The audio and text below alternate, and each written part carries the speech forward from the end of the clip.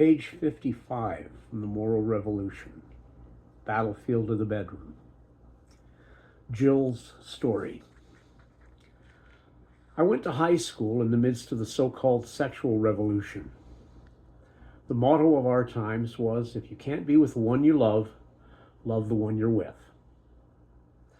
Of course, this song had nothing to do with love. It literally meant screw whoever you can. You don't be loyal to anyone. There were a couple of thousand kids in our high school, but I think you can count the number of virgins on two hands. Jill Jones, not her real name, was the most popular girl in school. She was beautiful, with long blonde hair, blue eyes, and a great body. She was always the best-dressed woman on campus. Our school was very ethnically diverse and prejudice was rampant, but Jill's favor somehow transcended racial tension. Everyone liked and respected her. But the most amazing thing about Jill was that she was a virgin, and everybody knew it. She carried herself like nobility, like a princess, like someone special. I loved her like a sister, and I looked up to her. Then one day I was in the locker room getting dressed after PE, and I heard two guys over talking. One guy said, "Last night I took Jill Jones to a party. I got her drunk and I screwed her."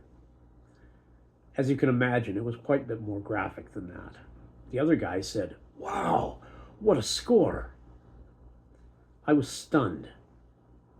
I didn't know what to think or say. I ran all the way home, threw myself on my bed, and wept for hours. Wasn't sure why I was crying, but my heart was broken and my grief left me speechless. Looking back now, I understand that Jill was our hope. She was a lighthouse in the midst of a bad storm, a monument to the impossible. She was the underdog in the battle for righteousness. And secretly, many of us who are still virgins or wanting our purity restored were rooting for her to win. But things got worse. Within a couple of months, Jill began to dress like a slob. Her once vibrant countenance was now etched with sadness and grief. Her confidence fell away, replaced by a head hung in shame and covered by ragged, unkempt hair. Soon she was smoking and hanging out with the drug crowd. She had lost her self-respect and dropped her trophy.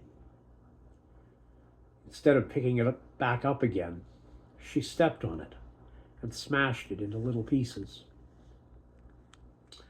I saw Jill at my 30-year class reunion. She was in her third marriage, and she'd been dragged through the mire of life, crushed by mean men, virtuous tramps. Thankfully, I learned that her story didn't end there. Later in life, Jill found the Lord. He gave her the strength and the fortitude she needed to emerge from the mire of miserable existence. He dusted her off, recovered her purity, and restored her trophy.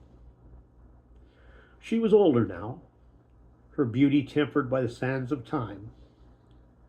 But her self-respect was back. Her stately walk had returned, and nobility reigned in her eyes again. I will never forget Jill. To me, she is more than a fond memory. She is a lesson in life.